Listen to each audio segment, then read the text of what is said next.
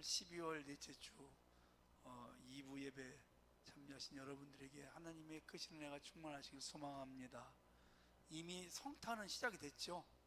아침에 눈이 온 오늘 화이트 크리스마스 이브라고 해야 되나요? 전날입니다. 서로 한번 성탄 인사만 하겠습니다. 메리 크리스마스. 앞뒤번 한번 하겠습니다. 메리 크리스마스. 성탄의 그 기쁜 소식이 여러분의 삶에 항상 함께 하시기를 축복합니다. 제목을 한번 같이 해볼까요? 시작. 성탄을 기다리는 사람들. 네. 이 땅에는 모든 사람들은 누군가를 또 무엇인가를 항상 기다리면서 살아가는 존재들이라고 볼 수가 있습니다. 여러분 혹시 누구를 애타게 기다려본 때가 있습니까? 흔히 목이 빠질 정도로 애타게 기다리는 것을 학수고대라고 합니다. 학이 머리를 쭉 빼가지고 누군가를 기다리는 그런 간절한 마음을 표현한 것이죠. 어쩌면 인생은 처음부터 끝까지 하루하루 기다림 속에 살아가지 않을까 생각합니다. 여러분은 지금 무엇을 기다리시고 또 누구를 기다리십니까? 아마 나름대로 다 이것저것 기다리는 것들이 있겠죠. 젊은 청춘 남녀들은 맥마탄 왕자를 또 기다리는 사람들 있을 것이고, 결혼을 하신 분들은 아이를 또 기다리고, 뱃속에 있는 이 아이는 10달 정도를 기다려야 이 세상을 볼 수가 있습니다. 제가 얼마 전에 어떤 한 60대 중반의 여성이 방송에 나와서 이야기하는 걸 좀 들어봤습니다. 이분이 충북 제천에 살았는데 6살 된 딸을 잃어버린 거예요. 엄마가 잠깐 나가 있는 동안에 어떤 사람이 들어와서 엄마가 너를 버렸다. 엄마가 너를 버렸다. 너 이제 혼자 살아야 돼. 나를 따라와라. 그래서 고아원에 가서 성을 바꾸고 거기서 살다가 거기 있다가 미국에 입양을 하게 되었습니다. 그리고 44년 만에 50세가 된 딸을 인천공항에서 만나는 장면을 제가 봤는데 저도 가슴이 뭉클하고 눈물이 펄펄 쏟아졌습니다. 벌써 딱 이 핏줄이라는 것은 딱 보면 벌써 이게 통하는 것 같아요. 44년 동안 이 엄마는 얼마나 기다렸을까? 매일 밤마다 아마 문소리만 들려도 우리 딸이 지금 문 열고 들어오지 않을까 그렇게 살았는데, 참 우리나라 그 경찰들이 이렇게 해서 그렇게 44년 만에 미국에서 참 잘 되어가지고 만나는 그런 장면을 보았습니다. 그런 정말 애틋한 만남의 기다림도 있지만 우리 일상 모든 것들이 다 기다림이에요. 날씨가 얼마나 춥고 힘듭니까? 아마 그런 분들 중에는 빨리 좀 따뜻한 봄이 왔으면 좋겠다, 봄을 기다리는 분들도 있을 것이고, 또 올 한 해가 이제 지나가는데 연초에 계획하고 내가 꿈꿔왔던 것들이 이루어지기를 지금 기다리고 있는 분들도 있을 것이고, 또 기도하시는 분들은 하나님 앞에 기도한 것들이 응답되기를 아마 많이 기다리실 것 같습니다. 근데 뭐니 해도 지금 아마 고3 학생들이 대학교 원서를 놓고 합격 소식을 기다리지 않을까. 그 부모님도 마찬가지겠죠. 아마 간절하게 기다린다고 볼 수가 있습니다. 우리 주님도 기다림에 많은 것을 우리에게 보여줍니다. 이렇게 베드로 사도가 주님 마음을 대신해 가지고 고백하는데요. 천년을 하루를 천년같이 돌아오기를 원합니다. 누굴까요? 주님을 떠난 인생들입니다. 천년을 하루를 천년같이 그렇게 날마다 돌아오기를 기다리는 게 우리 주님의 마음입니다. 성경에 보면 그 아브라함이 75세에 하나님의 부르심을 받고 약속을 받습니다. 그 약속이 뭐냐면 내가 너를 통해서 아들을 낳아서 그 아들을 통해 하늘의 별같이 바다의 모래같이 많게 해주시겠다. 그 75세면은 참 이제 생산할 수가 없는데 아브라함은 하나님의 약속을 붙잡고 흔들림 없이 기다리고 또 기다렸어요. 1년이 가고 2년이 가고 3년이 가고 5년이 가고 그렇게 믿음이 흔들리지 않고 25년을 기다린 결과 100세에 아들 이삭을 주셨습니다. 이스라엘 백성들 BC 586년에 바벨론의 멸망을 당했습니다. 많은 사람들이 포로로 끌려갔습니다. 얼마나 고통스럽고 수치스럽고 힘들었을까? 고향 땅에 언제 돌아갈 수 있을까? 소망이 없었습니다. 시편 137편에 보면 그 이스라엘 백성들이 틈만 나면 바벨론 강변에 모여서 조국을 생각하고 지난날 하나님을 잘 섬기지 않아서 이렇게 우리가 고통을 당하는 것 때문에 자책하고 회개하고 서로 위로해주고 그렇게 강변에 모여서 이스라엘을 추억하고 날마다 울었습니다. 기다리고 기다리다 70년 됐을 때 하나님이 고레스 왕을 세워가지고 해방을 주셔서 고국에 돌아올 수 있게 하셨습니다. 예수님이 탄생하실 때에도 그렇습니다. 2000년 전 이스라엘은 로마의 지배를 받고 있었습니다. 농사를 지으면 세금으로 거의 다 빼앗아가고 남는 것이 없고 그래서 그들이 메시아를 기다리는데 언제 메시아가 와서 우리를 로마에서 해방시켜주고 우리나라를 아름답고 복된 나라로 만들어줄까 모두가 다 기다리고 있었습니다. 때가 되매 우리 하나님께서 그 약속을 틀림없이 지켜주셨습니다. 또 예수님이 부활하시고 승천하시면서 마지막 제자들에게 남긴 말씀이 있습니다. 너희는 예루살렘을 떠나지 말고 내가 너에게 약속한 보혜사 성령을 기다려라. 그때 120명이 그 약속을 붙잡고 성령 받기를 기도한 120명 모두가 다 성령의 충만함을 열흘 만에 받게 된 것을 볼 수 있습니다. 이렇게 성경에는 주님의 약속을 붙잡고 흔들림 없이 믿음으로 나아갔을 때 그 약속이 성취된 사람들이 있는가 하면 하나님의 약속을 지키지 못하고 기다리지 못해서 낭패를 당한 사람도 있습니다. 이스라엘의 초대 왕이었던 사울왕 블레셋과의 전쟁이 벌어졌는데 지금 사무엘 선지자가 와서 번제를 드리고 기도해야 되는데 약속된 7일이 오지 않습니다. 백성들이 이제 두렵고서 떠납니다. 사울왕이 조급해지니까 사무엘이 올 때까지 기다리지 못하고 조금만 더 기다리면 됐는데 그만 하지 말아야 될 번제를 드렸습니다. 하나님이 참 마음이 아파하시고 책망을 하시는 것을 볼 수 있습니다. 사랑하는 여러분, 이 세상에는요 모든 것들이 다 때가 있습니다.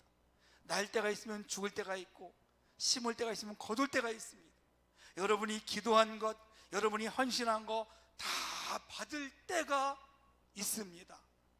그것은 우리의 때가 아니라 하나님의 때라는 것을 알아야 됩니다. 성령의 9가지 열매가 있습니다. 그 중에 참 소중한 것 중에 하나가 오래 참음이라는 것, 인내, 하나님의 때를 우리는 기다리는 것입니다. 때가 되면 반드시 이루어지십니다. 때가 되면 반드시 하나님의 뜻이 이루어짐을 우리는 믿어야 되는데 누가 믿음이 좋은 사람일까요? 하나님의 약속을 저버리지 않고 상황이 바뀌고 환경이 바뀌고 세상이 바뀌어도 그 약속을 붙잡고 하나님의 때를 기다릴 줄 아는 사람이 바로 믿음이 좋은 사람이라고 볼 수가 있습니다. 이 마태복음 1장에 보면 이런 말씀이 있죠. 보라, 처녀가 잉태해 아들 낳을 것이요 그 이름을 임마누엘이라 하리라. 이 약속을 이스라엘 백성들에게 하나님이 주셨습니다. 그리고 그 약속은 당시에 가장 기쁜 소식이었습니다. 복음이었습니다. 자, 예수님 태어나기 그 상황 전에 예수님을 기다리는 사람들이 굉장히 많았습니다. 아마 거의 다 기다렸을 거예요. 언제 우리를 로마에서 해방시켜서 복된 나라로 만들어줄까? 또 어떤 사람들은 메시아를 영적으로 메시아를 언제 만날 수 있을까?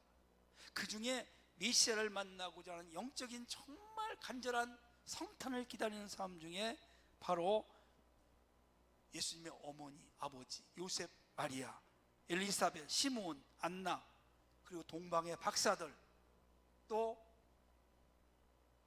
목자들, 이런 사람들이 있었어. 2장에 보면 예수님의 탄생이 있고 예수님을 기다린 시므온과 안나가 있습니다.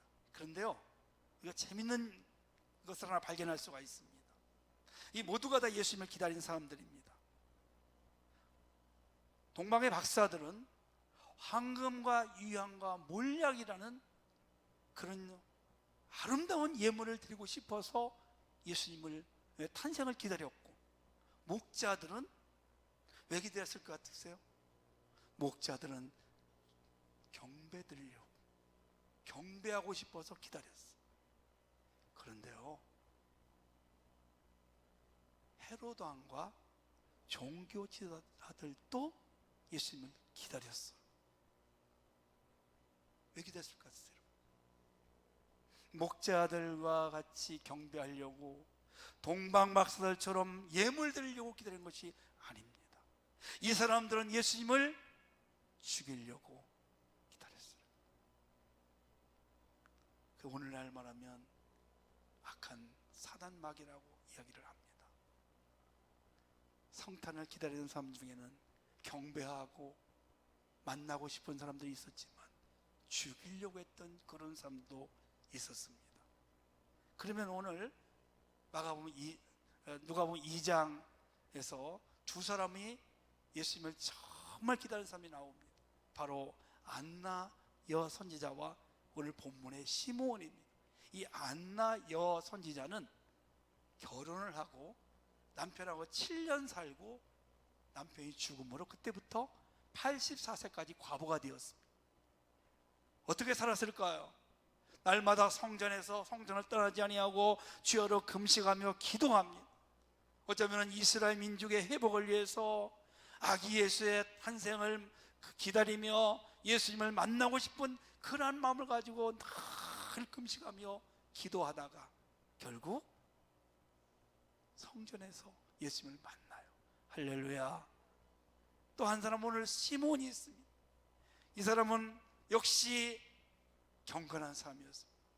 어떻게 예수님을 그가 이런 고백을 합니다. 내가 예수님을 만나기 전까지 죽지 아니하리라. 여러분, 그런 소원을 가지고 기도할 때 성령께서 그래, 너는 예수님을 만나기 전까지 죽지 아니하리라, 그 음성을 듣고 기다리다가 역시 오늘 부모가 이 아기 예수를 데리고 올 때 28절 말씀 보니까 시몬이 아기를 안고 하나님을 찬송했다. 할렐루야. 사랑하는 여러분, 우리가 정말 주님을 향한 간절한 소원이 있다면 반드시 하나님께서 그 소원을 이루어 줄 줄로 믿으시기를 바랍니다. 그러면 어떻게 시몬이 아기 예수를 그 상황 속에서 기다리며 살았을까? 어떤 사람일까? 첫째는 의롭고 경건한 자입니다. 25절 말씀 보니까 예루살렘에 시몬이라는 사람이 있는데 이 사람은 의롭고 경건하다 그랬어. 이 시몬이라는 말은 하나님이 들으셨다, 그런 뜻을 갖고 있습니다. 하나님이 시몬의 기도를 들어주신 것, 시몬의 소원은 만나고 싶은 간절한 사람은 바로 예수 그리스도였습니다. 자, 그 초대 역사에 의하면 시므온은 공회 회원이라는 것, 그리고 거기 공회의 의장이라고 합니다. 그럼 우리나라에 국회의원 70명의 공의원이 있습니다. 그 공회의 의장이다. 자, 그렇다면 성도 여러분, 그 당시에 얼마나 권력이 있었고, 얼마나 돈이 많았겠고, 얼마나 또 부패가 하고 죄를 많이 졌을까요? 그런 중에도 시므온은 의롭고 경건한 삶을 살아갔다는 것입니다. 이 의롭다는 말은 하나님과 바른 관계를 맺고 있다. 관계가 의입니다. 그리고 경건한 자라는 말은 하나님과 바른 관계를 맺으면서 하나님 앞에서 바르게 살아간 겁니다. 하나님 앞에서의 삶이 예자가 있습니다. 코람데오라는 말이 바로 요셉이 하나님 앞에서의 삶을 살았어요. 여러분 한번 상상해 봅시다. 여기 지금 하나님이 여기 계세요. 여러분의 삶에 항상 앞에 하나님이 계세요. 그렇다면 여러분은 어떻게 살아가시겠어요? 두려운 마음도 있겠지만 바르게 살아가겠죠. 바르게 하나님을 두려워하면서 바르게 하나님 백성답게 거룩하게 구별되게 살아갔다고 우리가 볼 수가 있습니다. 그래서 이 바른 관계 경건은 하나님 앞에서 의로운 모습으로 살아가는데 그게 바로 예배였습니다. 경건한 자는 하나님을 예배하며 살아가는 사람입니다. 경건한 사람은 하나님의 말씀을 날마다 묵상하며 그 말씀을 붙잡고 믿음으로 살아가는 사람입니다. 경건한 사람은 날마다 기도하며 하나님과 영적인 교제를 하면서 하나님 앞에 고백하고 하나님의 음성을 듣고 살아가는 사람입니다. 하나님의 또 앞에 경건한 사람은 어떤 사람이냐? 야고보 1장 20절 말씀 보니까 하나님 앞에서 정결하고 더러움이 없는 경건은 곧 고아와 과부를 그 환난 중에 돌보고.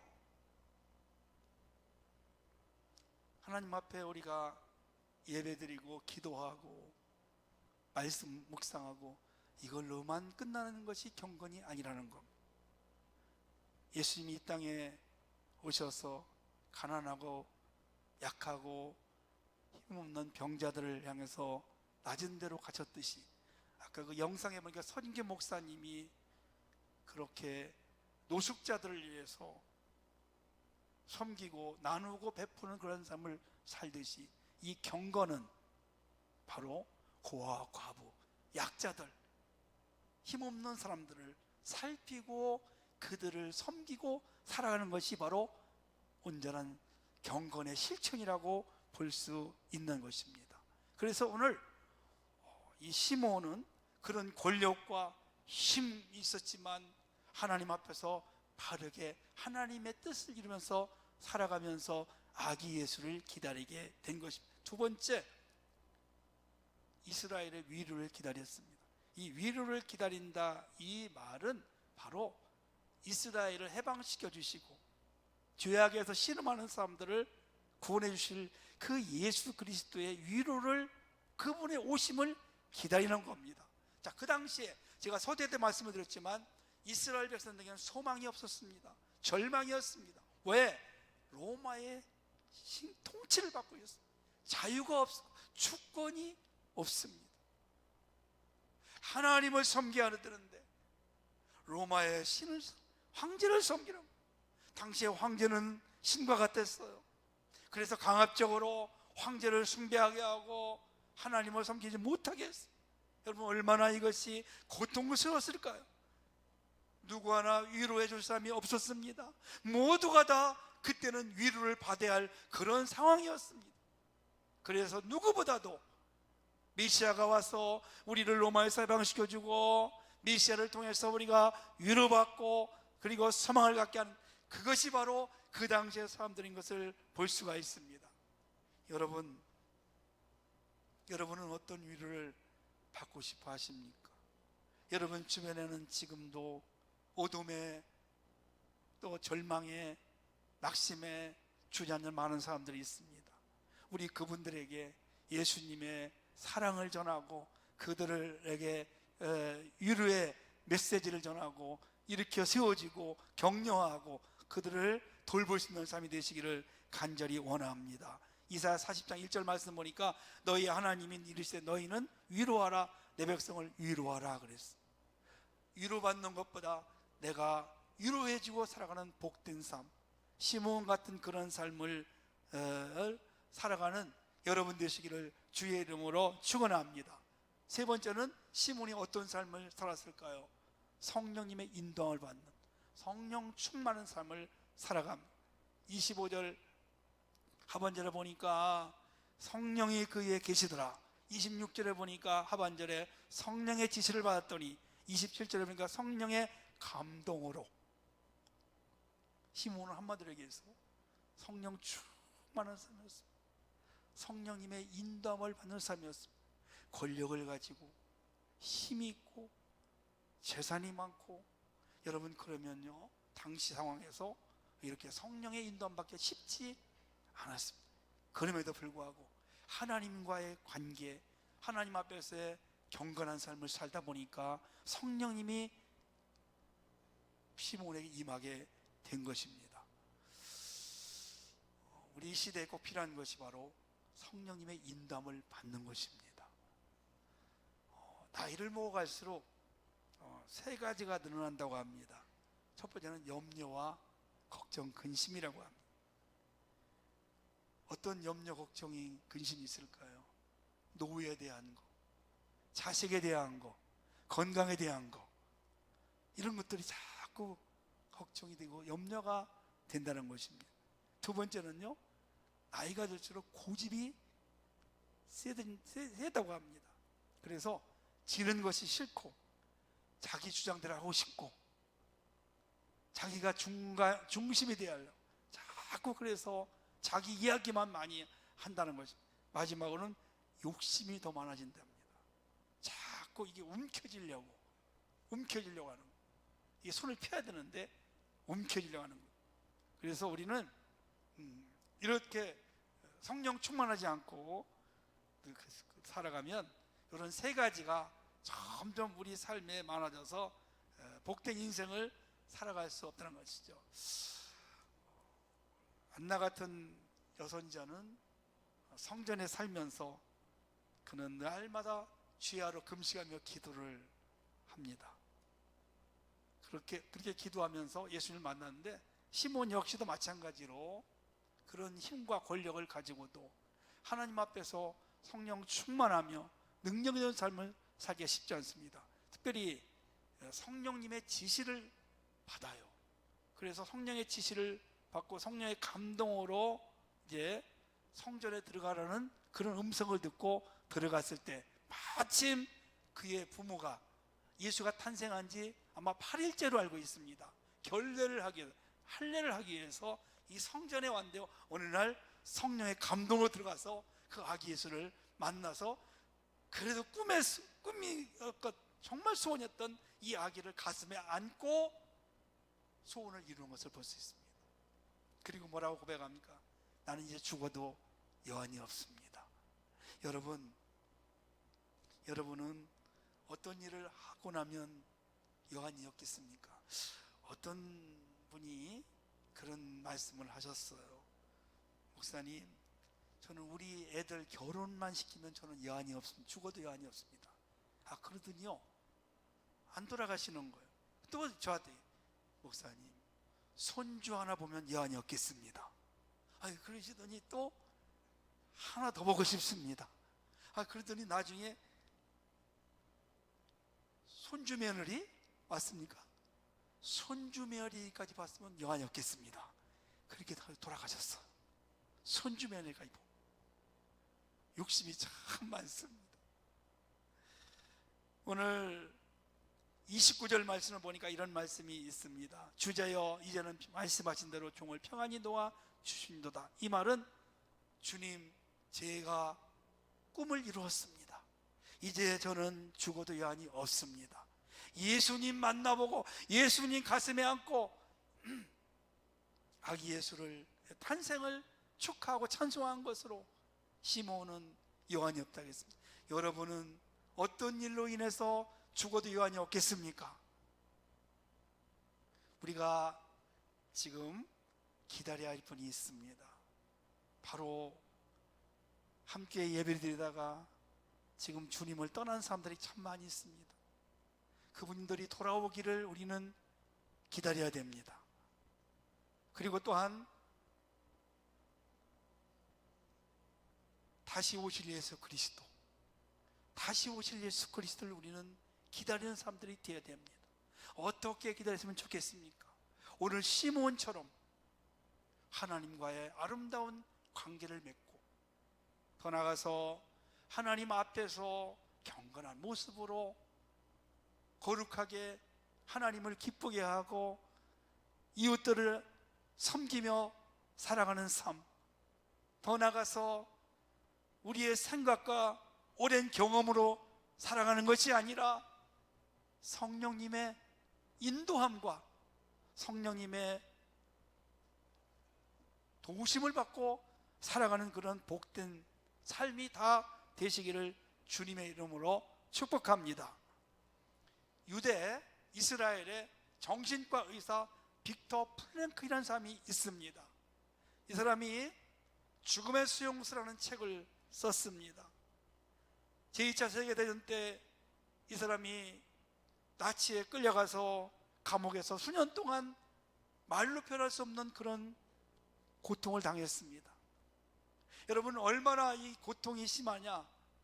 매일같이 같이 감방 안에 있던 유대인들, 한방에 있던 사람들이 아침마다 사라지는 겁니다. 어디로 갔을까요? 가스 실려가서 죽고 실험으로 죽고 이렇게 매일같이 한 명씩 한 명씩 죽는 거예요. 그런 감옥에서 수년 동안을 참 하나님의 은혜로 견뎌 살게 되었어요. 그래서 나중에 이분이 이제 거기서 해방이 되어가지고 책을 썼는데 바로 그게 죽음의 수용소, 있었던 일을 쓴 거예요. 한 가지 예화를 드는데요, 1944년 성탄절부터 1945년 신정까지 약 2주 정도의 사람들이 많이 죽더라는 겁니다. 알고 보니까 이 가스실에가 죽는 것도 아니고 전염병 죽는 것도 아니었다는 거예요. 그 이유를 이분이 알게 되었습니다. 거기 수용소에 있던 유대인들이 이 성탄들이 지나면 내가 집에 들어갈 수 있겠지, 이 신정이 지나면 내가 집에 갈 수 있겠지, 그런 소망을 가지고 살았는데 성탄절에도 신정에도 집에 가지 못하고, 그래서 절망 가운데 이 사람들이 죽었다는 것입니다. 그런데요, 그러고 나서 한 4개월 후에 독일이 망하고 패전하고 그 수용소에 있던 사람들이 전부 다 해방이 되었습니다. 그분의 책에 이렇게 기록했습니다. 조금만 더 기다렸으면, 조금만 더 기다렸더라면 해방을 맞이했을 텐데, 그런 안타까운 기록이 있습니다. 사랑하는 여러분, 여러분 누구를 기다리십니까? 무엇을 그렇게 애타게 기다리십니까? 여러분 이루어지셨습니까? 아니면 지금 이루어져 가고 있습니까?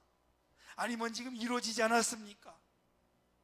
그럼에도 불구하고 사랑하는 성도 여러분, 참고 인내하며 기다리시기를 축복합니다. 또한 우리 주님 다시 오실 날 멀지 않았습니다. 그날까지 우리 다시 오실 예수, 신랑 예수를 기다리면서 혼인잔치하고 영생복락을 누리는 그날을 인내하며 하나님 앞에서 경건한 삶을 삶으로 다시 주님을 맞이할 수 있는 그날이 여러분의 기다림이 되기를 주의 이름으로 축원합니다.